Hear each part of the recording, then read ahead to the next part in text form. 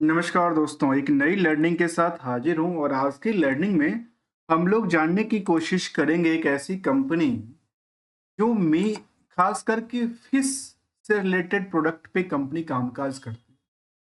खास करके फिश का मतलब क्या समझे? इसका मतलब जो मछलियां हैं, मछलियां से बनने वाली तेल, मछलियां से बनने वाली प्रोडक्ट पे कंपनी का कामकाज है। इसका नाम भी है मुक्का प्रोटीन। उसको मुक्का बोलिए, मक्का बोलिए, लेकिन नाम इसका प्रोटीन जरूर रखा है। और इस कंपनी को कहती है कि एशिया बेस में इनका कारोबार अच्छा खासा है, जिसमें कि फिश मील, इसके अलावा कहती है कि fish oil, fish suitable paste की बात कहती है। 3 तरह के प्रोडक्ट इनके पास अ, दिखती है और अलग अलग जगह पे प्रेजेंस की बात करती है। जहाँ पे इंडिया के अंदर की प्रेजेंस की बात किया जाए तो कर्नाटका है, महाराष्ट्र है, गुजरात में इनका क्या है as well, gulf of the Omans के अंदर है। इसके अलावा बांग्लादेश में और रॉ मटेरियल इजिली अवेलेबल के लिए कामकाज के लिए कहती है कंपनी। मार्केट की तरफ समझने की बात ये है इस कंपनी को लेकर के, जो यहाँ पे आप चार्ट लेवल को देखिए और चार्ट लेवल को देखने के बाद कुछ अंदाजा लगता होगा और अंदाजा ये कहता है जो मार्केट में नई उच्च डिमांड आई थी, डिमांड के बाद अच्छी खासी प्रॉफिट बुकिंग भी ट्रेंडिंग में चला, फिर डिमांड बढ़ने की चांसेस बनती जा रही है। क्यों बनने की चांसेस बनती जा रही है? क्योंकि अभी भी देखा गया कि ये तो सबसे पहले कुछ पॉइंट को डिस्कस कर लेते हैं। उस पॉइंट में एक पॉइंट निकल के आते हैं जो हमने जब इसको रिसर्च किया, वो हमने इसको लिया जो एक ऐसी कंपनी जिसमें डीआईआई की बी होल्डिंग हो। जो डे मार्क की बात करें तो 50 डे मार्क के आसपास की वैल्यूएशंस निकल के आए और अंदर वैल्यूड स्टॉक की श्रेणी में आए, जो कि इनकी बुक वैल्यू से कंपेयर करेंगे तो ये कहती है कि 316% बढ़ चुकी है। बट यदि इंट्रिंसिक वैल्यू से कंपेयर करेंगे तो ये आज भी नियर अबाउट वहीं के आसपास चली है, जो कि जहां पे हायर टू हायर 56 तक गया था, लोअर की बात करें तो 30 पर उन्होंने सपोर्ट लिया था।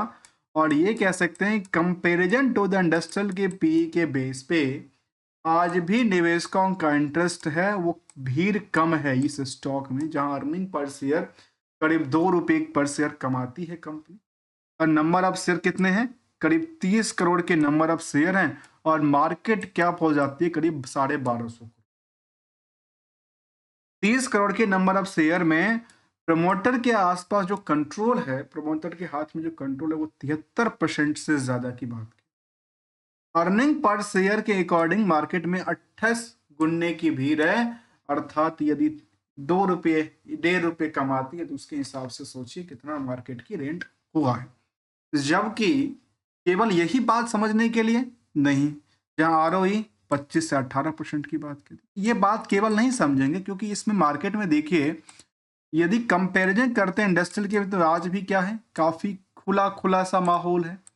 लेकिन निवेशकों का जब माने तो यहाँ पे करीब 1.5 लाख से ज्यादा निवेशकों का पैसा लगा हुआ है, जिसमें एफआई भी हैं, डीआई भी हैं, आम पब्लिक के पास भी पैसे लगे हुए हैं।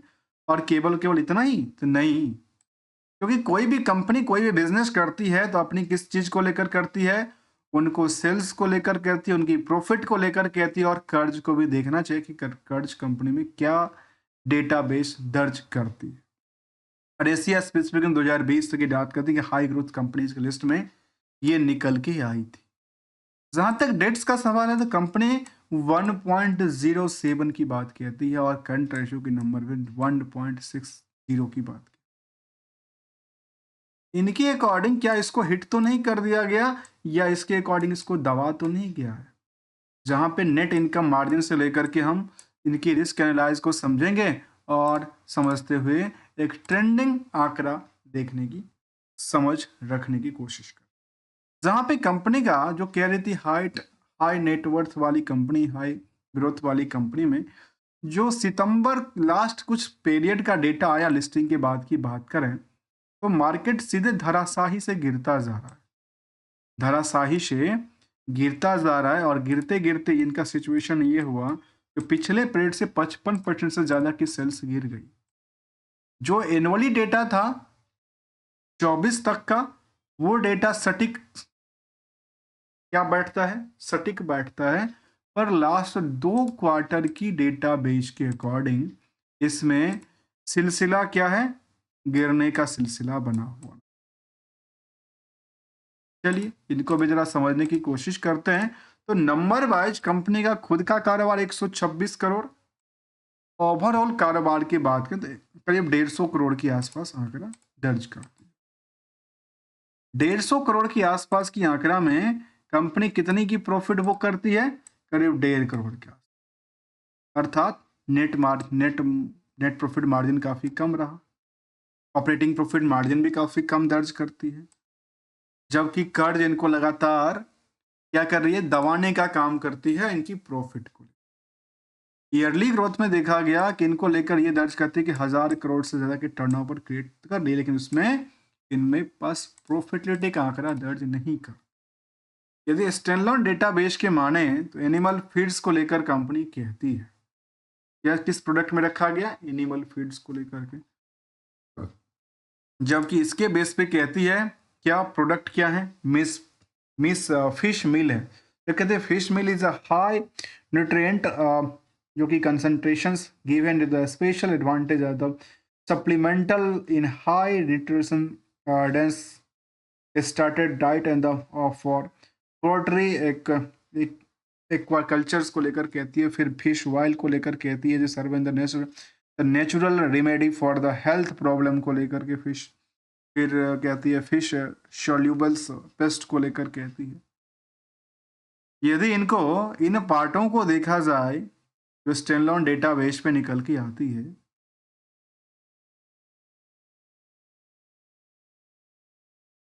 सेल्स में गिरावट से लेकर के नेट ऑपरेटिंग प्रॉफिट मार्जिन हो, नेट प्रॉफिट मार्जिन हो, दो सब में comparison to the Q basis पे गिरावट का संकेत देखने को मिलता है।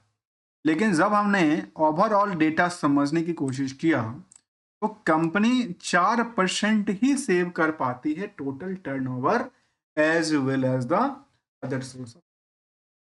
टोटल इनकम जोड़ के देखा जाए तो कंपनी उसमें से केवल 4% ही क्या करती है, पैसे बचाती है, जिसको हम कहते हैं प्रॉफिट।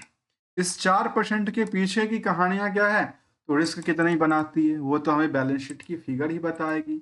उसको लेकर कंपनी कहती है कि इनके पास जो डेटर्स डे है वो करीब 50 दिन की टाइम फ्रेम की बात कहती है। इस 50 दिन के टाइम फ्रेम में कंपनी में ये देखा गया कंपनी जहां लगातार कर्ज बढ़ा रही है, हमने अक्सर कहते हैं कि ये नंबर एक समरी डेटाबेस है, इस पे दबाने का काम बिल्कुल होता है प्रॉफिट को, तो वो एक दिखाती है कि 1.07 का आंकड़ा है, इसको लेकर के कहते हैं कर्ज लगातार बढ़ा रही है और फिक्स एसेट्स की भी लगातार वृद्धि दर्ज करती है, इन्वेस्टमेंट भी लगातार बढ़ाती नजर आती है, और बाकी एस्पेक्टों को देखा जाए जिसमें इन्वेंट्रीज की बात कहती है करीब 500 करोड़ से ज़्यादा की बात कहती है, ट्रेड रिसीवेबल भी करीब 130 करोड़ फंड की बात कहती है। तो अर्थात 130 करोड़ के हिसाब से देखा है तो ये 2 क्वार्टर को जोड़ के देखें तो निकल के आती है करीब 300 करोड़ के आसपास। उसमें से 130 करोड़ मतलब करीब करीब 30% की अल्टीमेटली उधार लगी हुई है इनकी इस पोजीशन के बेस की बात करें। ओवरऑल हमने ये भी देखा कि इसको लेकर के जब कंपनी की हमने रिस्क एनालाइज किया तो समझ में आई कि 4% सेविंग को लेकर के कंपनी ने सेल्स के आधार पे जो उधार रखी है मार्केट में वो 12% की बात कहती है, जबकि प्रॉफिट के आंकड़ा के बेसिस पे जो मार्केट की उधार है वो 272% कहती है, अर्थात हाथ में मिला क्या, नील बट्टा नील। तो जो मार्केट में फंड है वही उसके इंक्लूडिंग द प्रॉफिट 4% और भी इनबिल्ट है। तो इसके अलावा देखा जाए तो कंपनी क्या निवेशकों को लेकर कुछ अट्रैक्टिव भी हुआ है, कहती नहीं, क्योंकि न्यूली लिस्टेड कंपनी था, मुझे ऐसे याद है पिछले साल के साथ इसका आईपीओ आई थी, नियरली मुझे लगता है कि जनवरी फरवरी इसी साल की बात हो सकती है, 2024 की बात करें तो, और 6 महीने के अंदर की बात करें तो सच 21% तक की उछाल कंपनी की वैल्यूएशन में क्रेट देखने को मिला है। जबकि पीयर्स के अकॉर्डिंग देखा है तो पीयर्स में केवल 2 कंपनी को रखा गया है, गोदरेज एग्रोवेट और मक्का प्रोटीन को, इन दोनों का आंकड़ा ये कहते हैं। लेकिन मुझे लगता है कि इसमें काफ़ी सारी कंपनी और हैं जहाँ पे खास करके गोदरेज एग्रो हैं कि एसिज हैं या फिर कर्माज, एडाज जैसे कंपनी भी शामिल है, जो खास करके मिसलेनियस में रखा गया और प्रोसेसिंग, जो फूड्स प्रोसेसिंग के अंदर इसको रखते हैं। एनालिसिस की बात कहती है कुछ अच्छी बातें इनको फेवरेबल करती है और कुछ डिमेरिट बातें इनको क्या करती है, इनफेवरेबल करती है, जिसमें कि डेटर्स डे, इसको लेकर कोई चिंता की बात नहीं है, क्योंकि डिविडेंड का कोई ट्रैक रिकॉर्ड नहीं है तो कोई बात नहीं है, कोई फर्क नहीं पड़ता। डेटर्स डे को लेकर के 10 दिन बढ़ भी गया तो कोई बहुत बड़ी फर्क नहीं पड़ गया इससे। तो ये इन सेंटीमेंट को लेकर के मार्केट की नई जो रणनीति रही उसमें ये देखा गया कि मार्केट दोबारा सस्टेन करने की कोशिश में लगा है और आज भी अंडर वैल्यूड के श्रेणी में आता है। और यदि मार्केट में इस तरह की कभी चार्ट बनती नजर आए ना, तो यदि हमेशा कहावत है ना, जब मार्केट में आपकी पैसे की वैल्यू लगातार बढ़ती जाए तो फिर आप अस्थिरता कर सकते हो। जब आपकी अकॉर्डिंगली मार्केट ना चले, हमारे अकॉर्डिंगली मार्केट ना चले, तो हमें क्या करना चाहिए, अपने पैसे को तो सेव करना चाहिए। तो पैसे को सेव कैसे करेंगे, एसएल के साथ पैसे को सेव किया जा सकता है, और यदि वैल्यूएशन क्रिएट होती है तो फिर उसमें प्रॉफिट भी बुक किया जा सकता है। मिलेंगे कुछ नई स्टडी के साथ, तब तक के लिए thanks for the joining us.